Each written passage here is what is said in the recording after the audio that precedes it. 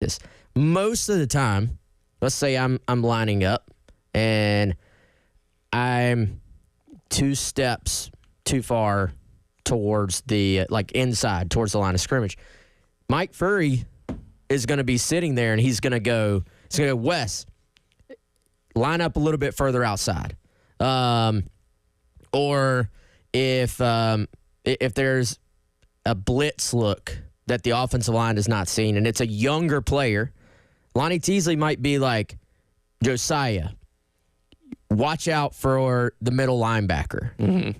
You're getting those cues. Sure. And, coaches can decide whether to give those in real time or to try to test and see, does the player already know to do something? But those are just a couple of small examples. But think about that throughout every single position group. So throughout going into one play, all those guys may be getting direction from their position coach, just little tiny cues of things that they need to be thinking about.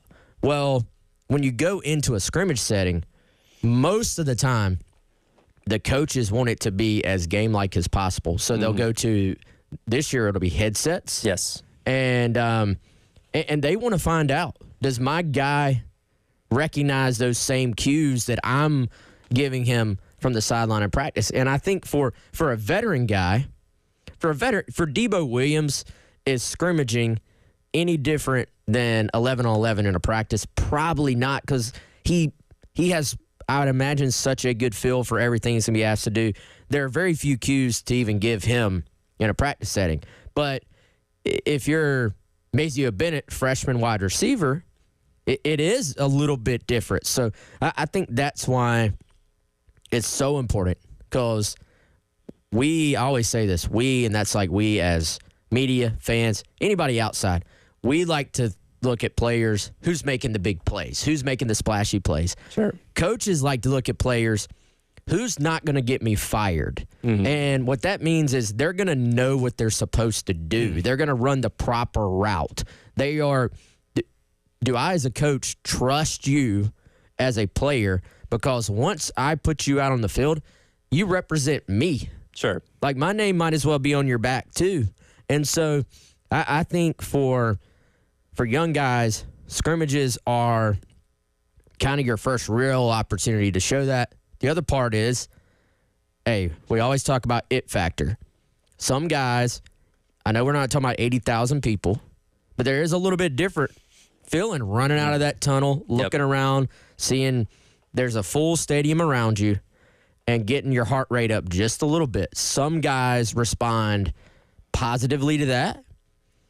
I mean, let's be honest, some guys kind of, when there's a little bit of added pressure, maybe go into their shell a little bit. So I think you're just gathering data if you're the staff. Right. And you're trying to gather as much data as you can in these 3 to 4 weeks, and then put it into practice going into the season. And something you noted on there that is different in college football this year is the ability to have communications with players in their helmets. And obviously the quarterback's going to be the one on offense to have that. But I know Jalen Kilgore was posed this question yesterday when talking to the media, if he was going to be the guy that, would have the communication on the defensive side of the ball. And he said that conversation hadn't been had. But that's something else that you're probably trying to figure out over the course of these next couple weekend scrimmages is okay. And you would think a Debo Williams would probably be one of the lead guys with that. Yeah. But who are your options to potentially have that headset communication with the sidelines?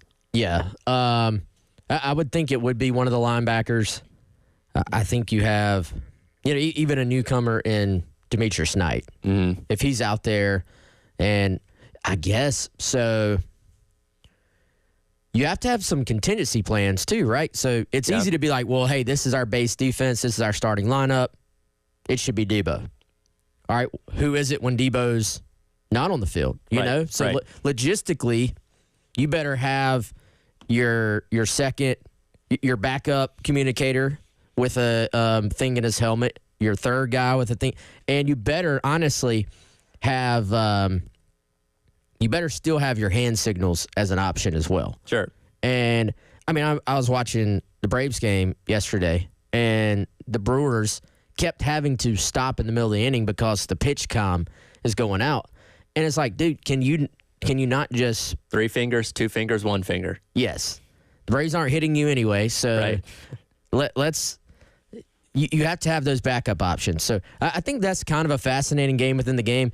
I will say this: it's about time because you know that for the longest time. So the NFL has obviously the Microsoft tablets on the sidelines, and they've had the communication piece for a long time, for as long as I can remember.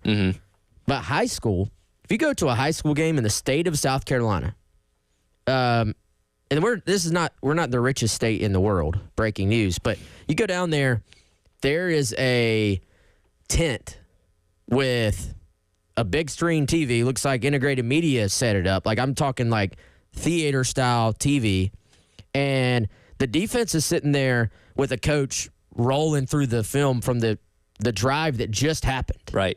So we've had that technology in the NFL. We've had that technology in high school. But college is sitting there going, no, you have to do hand signs and the big poster boards that have the emojis on them and all that stuff. So this is a long time coming. But the added element to this is you're going to have iPads as well, which I think maybe we don't have enough time right now because we've got a guest coming up and I want to make sure they get their full segment. But this could be a good conversation, I think, for a full segment either today or leading into the season because there are some fascinating aspects in terms of technology that will be different for college football this year. Definitely so. As you mentioned, we're going to be talking some Oklahoma football coming up next. We'll make sure I get his last name right. Is this George Stoia from Sooner Scoop? Have we double-checked on that?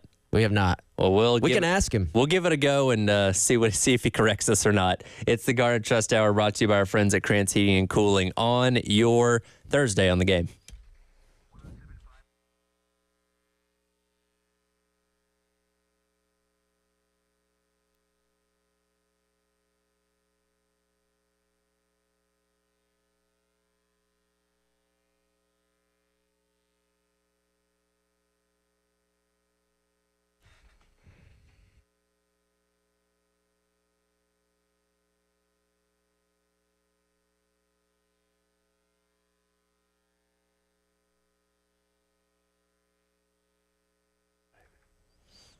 All right, guys, like I always tell you, hit up our friends over at Classic Roofing. Head on over to classicroofingsc.com or give them a call today, 803-590-7870.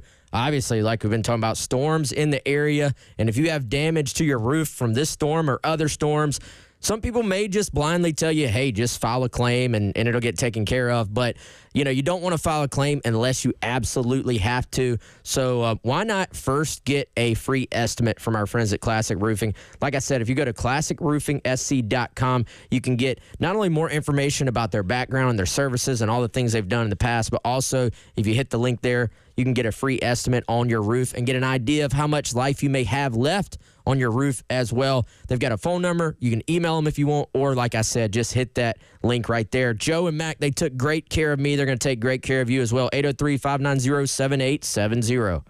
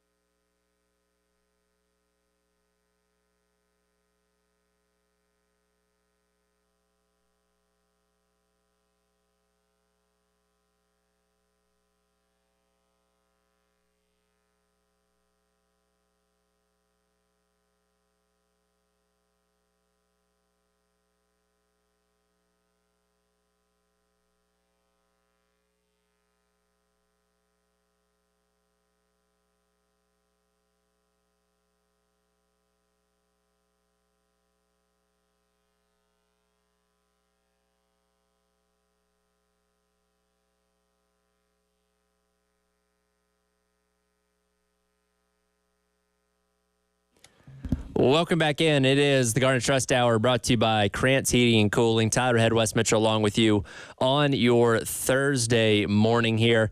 October 19th, the Gamecocks will make the trip out to Norman, Oklahoma to take on the Sooners as they enter their first year in the SEC. Joining us now to talk a little bit about Oklahoma football from Soonerscoop.com is George Stoya. George, first of all, appreciate your time this morning. You know, Texas and Oklahoma come into the conference together, and I get it. Texas is coming off a college football playoff appearance, but with everything that Oklahoma's accomplished in the past several decades compared to what Texas has, I feel like the Sooners are being a little bit disrespected. What do you think?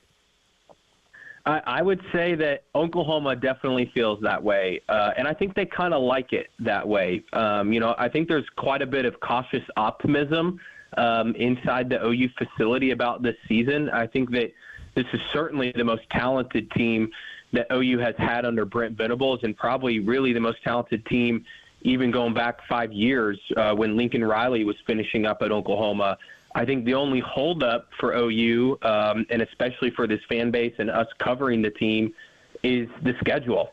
You look at the schedule this season, and it's certainly a bear. But that said, I think there's a lot of people that truly believe this program is headed in the right direction. I know the first year under Brent was obviously not a success, but you look at the improvement from a year ago. I mean, they're a couple plays away from playing in the Big 12 title against Texas, who they beat. I think that has gotten lost in a lot of this talk about OU and Texas. Is OU beat Texas last year at a neutral site, and you really, if you go back and watch that game, I know they had to put together a drive to win it. There was points in that game where OU was up 2 scores and probably should have been up 3 scores. So I do think that Oklahoma feels like they're being a little bit disrespected, but I also think, knowing Brent Venables, they kind of like that a little bit. They kind of like being the underdog heading into this season. And it should be a good one, because I think there's a lot of litmus tests this season for Oklahoma where, you have to go on the road to an Auburn. You have to go on the road to a Missouri, Ole Miss, LSU. You get Alabama at home. Like, this is such a tough schedule. But I think we're really going to find out a lot about this program and what it looks like under Brent Venables. Hey, George, it's Wes. Appreciate you doing this, man. I don't really know how to ask this question, so I'll just keep it open-ended. But just based on your interaction with the fan base there on Sooner Scoop, what would you say is just the overarching thought from the fan base right now about entering the SEC? I got to imagine there's some excitement for it, maybe some excitement for some fresh road trips or fresh opponents to come to Oklahoma. But now that it's here and it's real, and they're seeing you guys at SEC Media Days, what would you say is kind of just the message from the fans in general in terms of their feelings on now being an official SEC member?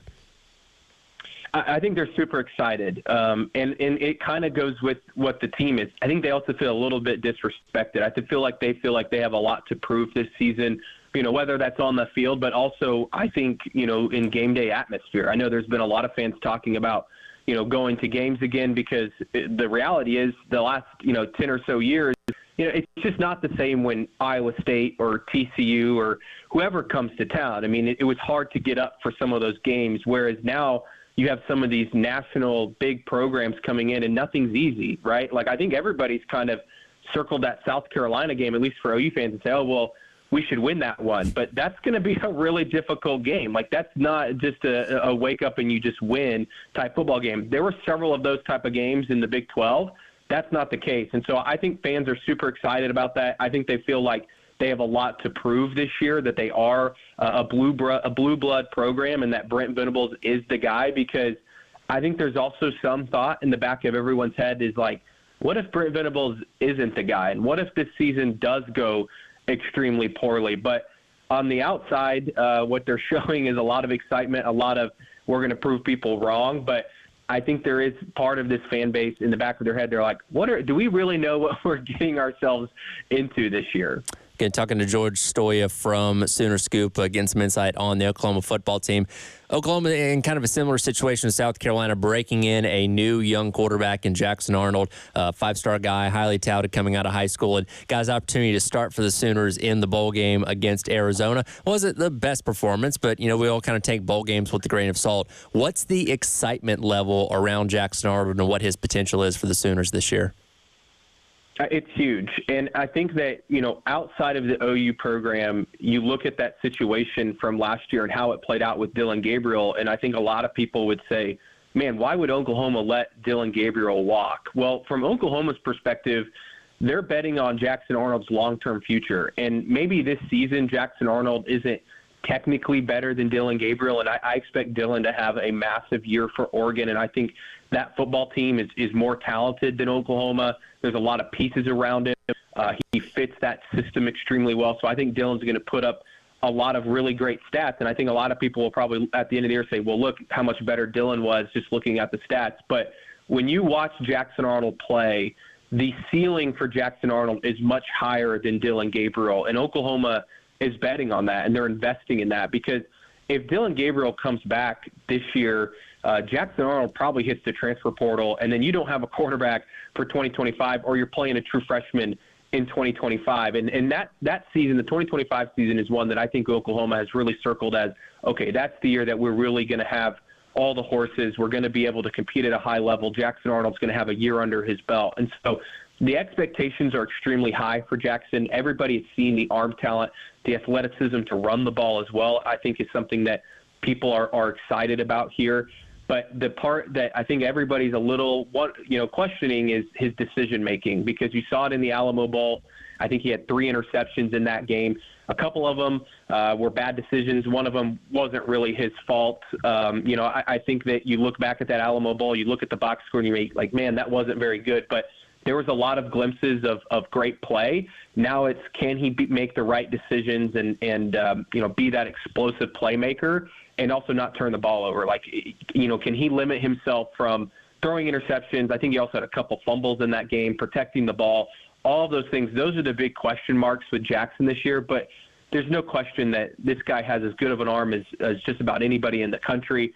Like I said, I think the quarterback run game is going to be a huge part of this new offense under new offensive coordinator Seth Luttrell. I think that the sky's the limit for a guy like Jackson, but I also think that fans and media need to be patient with him and realize that he's going to have some games where he throws a few picks, and you're just going to have to live and die with it. George, it's kind of fascinating. So South Carolina, Oklahoma, they've never played each other, and don't really see each other that often on the recruiting trail either. Maybe every now and then there's a guy or two. But you do have a couple little unique connections. Obviously, Spencer Rattler transferring from Oklahoma to South Carolina 2 years ago. And then, of course, Shane Beamer was at Oklahoma before he got the head coach job here at South Carolina. What is kind of, I guess, it seems like there are a lot of positive thoughts towards Beamer from Oklahoma fans. Seems like maybe they even have kind of been pulling for his success a little bit.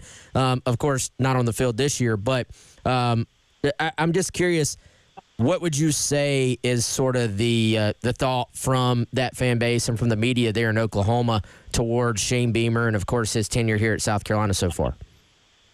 Yeah, the fans love Shane Beamer, and the media do too, because, when we covered him, he was just always somebody that you enjoyed talking to, was very open with the media, was very open about loving the university, and he really helped Oklahoma. Like those teams that Shane Beamer helped coach, I mean, his tight end and fullbacks were super productive at Oklahoma and were a big part of that offense. And then the special teams, when he was here at Oklahoma special teams were a lot better, and that was a large part because of Shane Beamer. So I think OU fans are very fond of Shane. They want him to be successful. I know that, when Spencer Rattler and Austin Stogner transferred there a couple of years ago, there was a lot of people that said, OU's obviously their number one team, but they were rooting for South Carolina. They wanted South Carolina to have a lot of success. And I do think it's kind of odd just because, like you said, there's no real history between them, and there really is no recruiting battles that have happened as of recently. So I think it's one of those things that OU fans have no problem rooting for him. And I would even go back to, and I don't know about this for other OU fans, but obviously when Spurrier was there, Spurrier's somebody that is obviously very close friends with Bob Stoops, who's a legend here, the most winningest coach in OU history. So I think that it even goes back to that time that there was always, at least for me growing up, I always watched a little bit of South Carolina because of the way that Stoops would talk about Spurrier and obviously the way that he helped him in his career. So I think that there's a lot of, friendliness there. And, obviously OU won't be rooting for South Carolina when they come to town, but I think the rest of the year there'll be a lot of people rooting for Shane. I know that, from an outsider's perspective, it seems like this is a really big year for Shane. It sounds like they need to have some success this year. And I know, as someone that knows Shane, I will definitely be rooting for him this season. George Stoya of Sooner Scoop giving us some insight into the Oklahoma football program. Appreciate a little bit of your time this morning. I think we're all excited to see that matchup come October the 19th. Awesome. Thanks for having me, guys. Absolutely. We'll continue on with the Garnet Trust Hour brought to you by our friends at Krantz Heating and Cooling under Thursday. Tyler Head and Wes Mitchell here on The Game.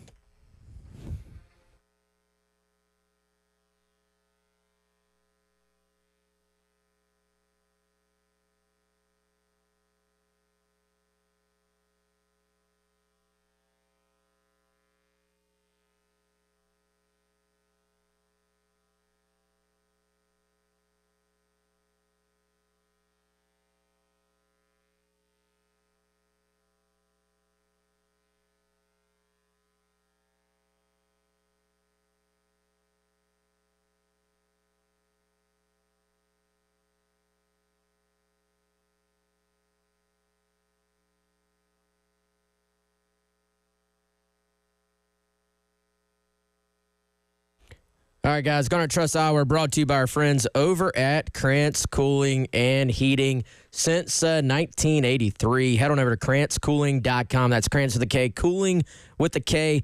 They can take care of any and all of your HVAC issues. That could be air conditioning, heating, preventative maintenance, ductless AC, indoor air quality, or if you own a business, commercial HVAC as well. Not as hot outside today, but we know that Columbia heat, it can get you. You want to make sure your AC can keep up, and they want to make sure that gets taken care of as well. 803-590-8775 is the phone number if you're having issues, or again, if you want to have somebody from Krantz come out and go ahead and inspect your system and make sure that it's running as efficiently as possible. They can do that for you as well. Again, since 1983, it's our friends over at Krantz Cooling and Heating. That's Krantz with a K, coolingwithak.com.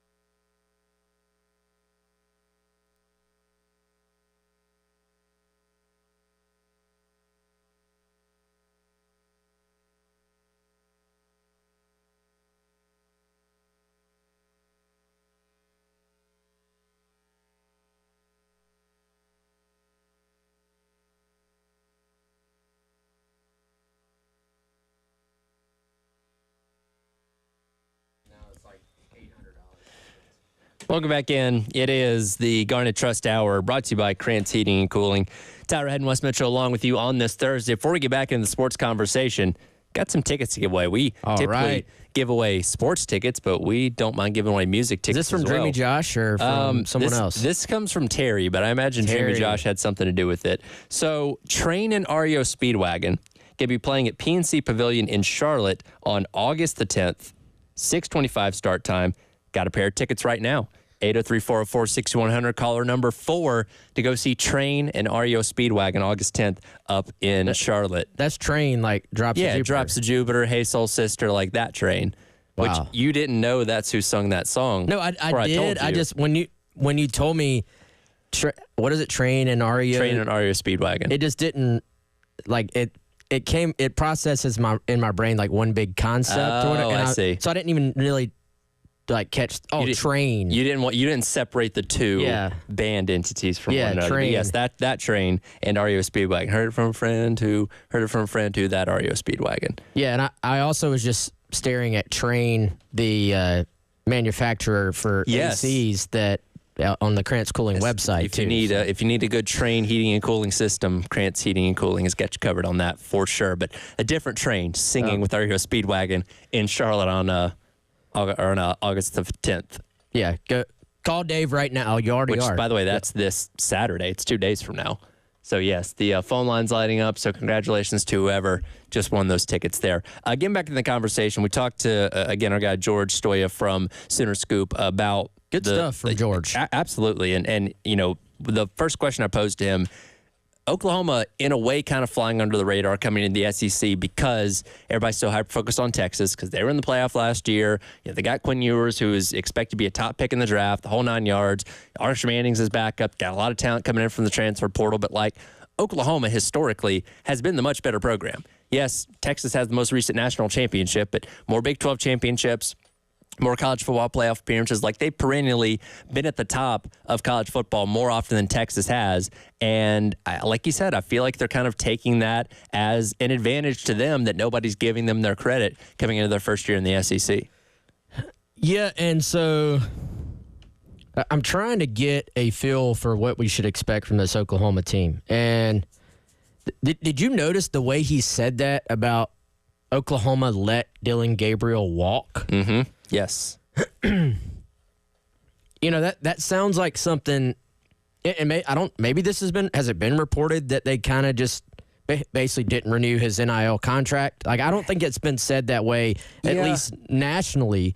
I don't recall that being the conversation when he decided to go to Oregon. I think it definitely raised a lot of people's eyebrows because, like, dude, why don't you just stay at Oklahoma and go play in the SEC? But if that was the internal conversation where, again, he brought up the point, if Gabriel comes back for another year, Jackson Arnold, your coveted 5-star recruit, is probably going to go somewhere else. Mm-hmm. Yeah, and I took that the way he said that. Maybe that's been reported. I haven't seen it. Maybe it's one of those things like I've been told that locally, and so maybe you don't report it and create the headlines and get the backlash on something like that, or people saying, oh, that's not true.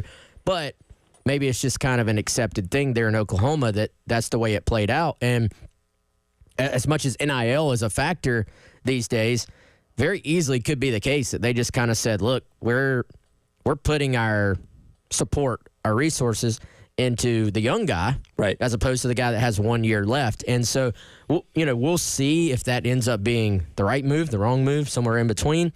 It is more of a long-term decision, obviously. And so it caught my attention that George said,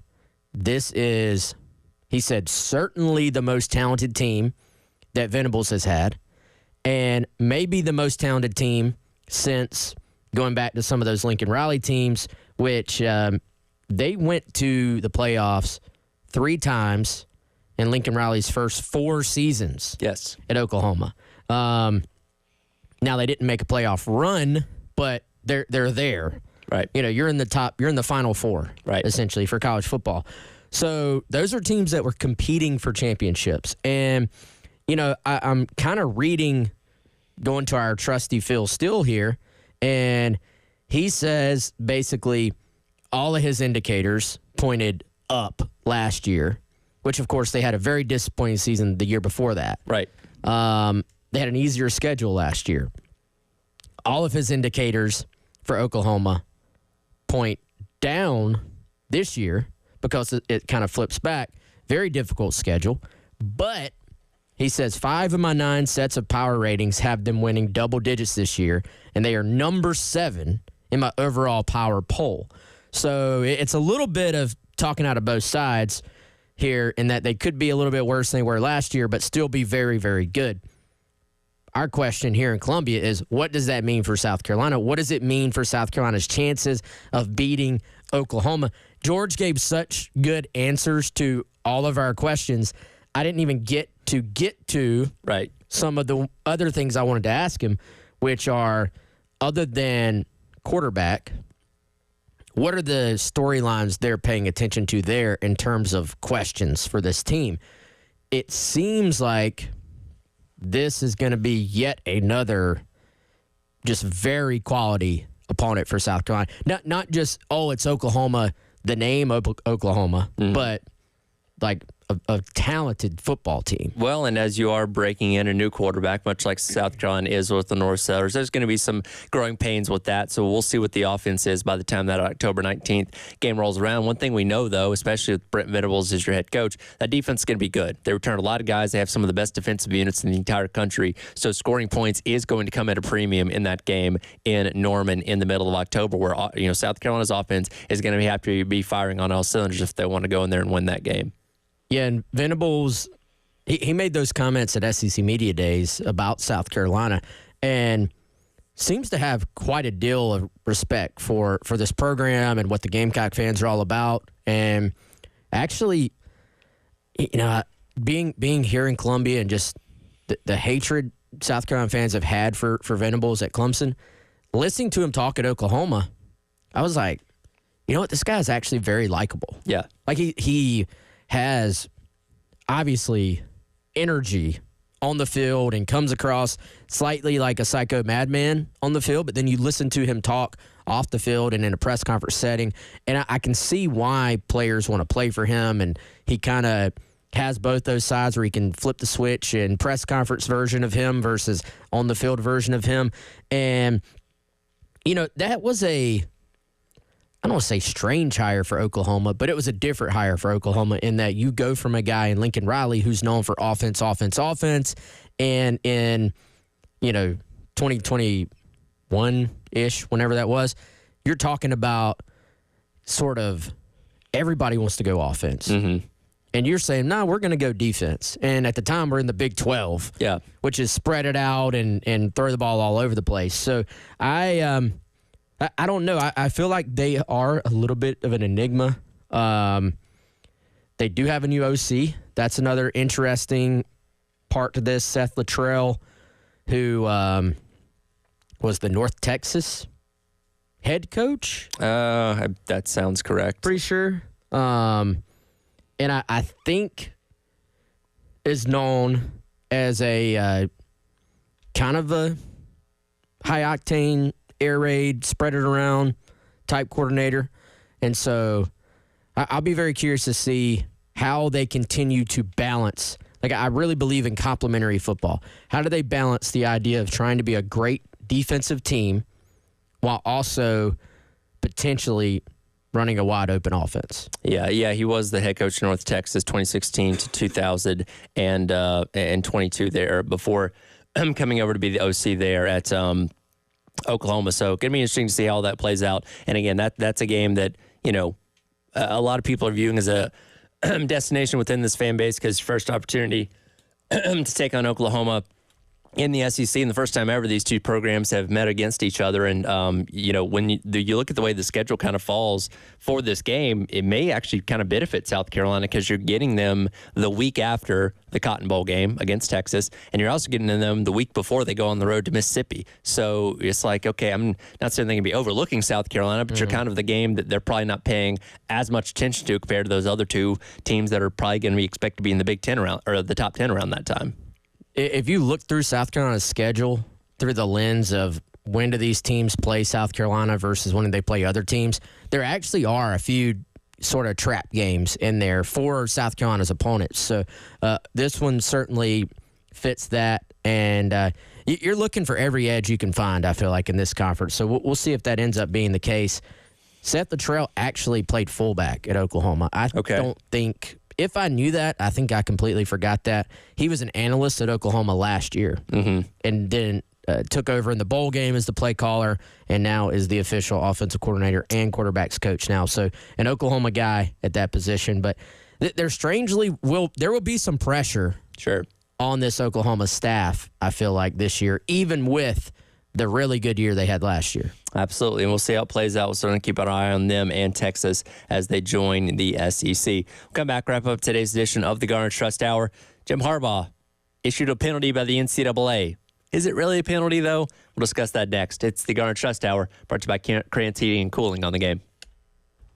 All right, guys, you've been dreaming of that home makeover at your house, but you just don't know where to start. Call our friends at Midlands Home Renovations or head on over to MidlandsHomeRenovations.com. They specialize in whole home, kitchen, and bath transformations. And as one of the top-rated general contractors in the Midlands, you can rest assured your home is going to be placed in great hands. From modern kitchens to luxurious baths to that sunroom add-on you've been dreaming of, they can take your vision and bring it to life. Again, that website is MidlandsHomeRenovations.com. The phone number is 803-868-5651. Do what I did and call Andrew. Explain your vision to him. Once you explain what you're thinking, he's going to take you through the entire process logistically about what it's going to actually look like when they bring your ideas to life. How much is it going to cost? How long is it going to take? And when can we get started? Call him right now, 803-868-5651.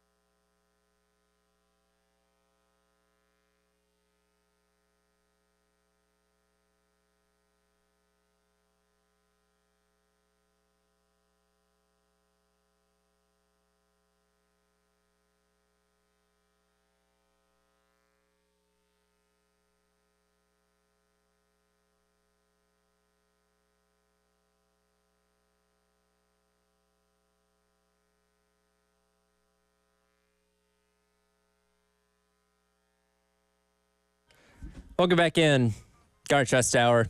Tyler Head, Chris Clark, brought to you by our friends at Krantz Heating and Cooling. A couple more minutes to go before jumping to the Gamecock Central Takeover Hour presented by Firehouse Subs. Yesterday, the NCAA handed out its official penalties to the University of Michigan and Coach Jim Harbaugh. This is not in reference to what happened with Connor Stallions. Those notice of allegations are still yet to be official. This is in reference to the COVID recruiting violations that Harbaugh had from a couple years back, that he was not cooperative with the NCAA with their investigation. Handed a 4-year show cause and a 1-year suspension should he ever choose to return to college football. And I thought his attorney, Tom Mars, put it best. It's like if your high school called you while you were in college and said you were suspended for not signing your yearbook. It's like, what does that have to do with me now? Like, Harbaugh's not coming back to college football. He's accomplished what he needs to accomplish.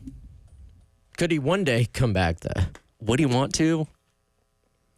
I mean, this is a ball coach. Yeah, I guess.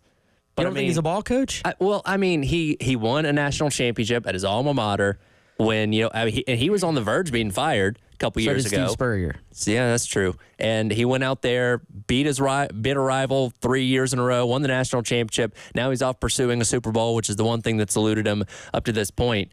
I mean, I guess there's always a possibility he could come back down the line, but I feel like he's back fixated on the NFL now. So this follows him, though, right? It does. So it could be a decade from now. Yes. So if he were to be hired somewhere, they would have to suspend him for a year before he could coach. So it's basically preventing you from being hired, essentially. Unless this is one of those retirement tours where he's like, I want to make one last run at being a coach 10 years from now, and there's a small school.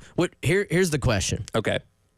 Let's say, because, dude, coaches do this. They sort of have their sort of career arc, even if they reach the top, but they still want to coach. Mm-hmm. And they're not kind of the hottest name anymore, but they want to get back into it. We'll see them take a job at maybe a smaller school, a less accomplished school, and kind of make that last run. Right.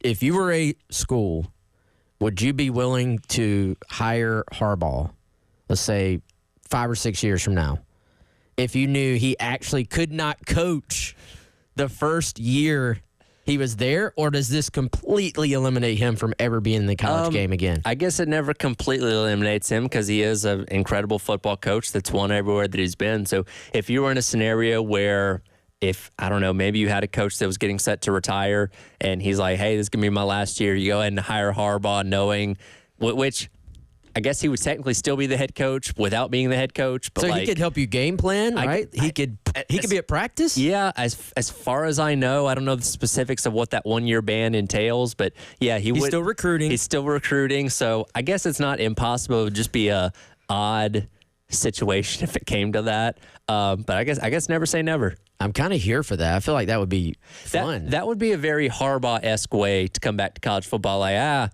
they hired me, but I can't actually coach for a year. So I'm going to be, doing the chain gang of my kids' football on Saturday while the team's actually playing. No, he sits there and hacks into the headset. Oh, well, he gets Connor Stallions to help him out with that.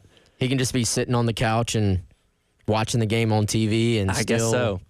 Yeah, with the new technology, I guess that is possible. Calling plays with his PlayStation controller at home. Yeah, I guess, this is what college football needs. It's something weird like this, I guess. But again, this isn't the Connor Stallions thing. It was something separate. And the crux of the matter was not necessarily the violations, the fact that Jim Harbaugh did not cooperate with the NCAA when they tried to investigate this. So they're like, all right, we got to give you some kind of penalty. And again, they've kind of gotten away from stripping titles and things like that, which again, it has nothing to do with what happened with the national championship last year. But it really feels like a slap on the wrist if you can even call it that severe.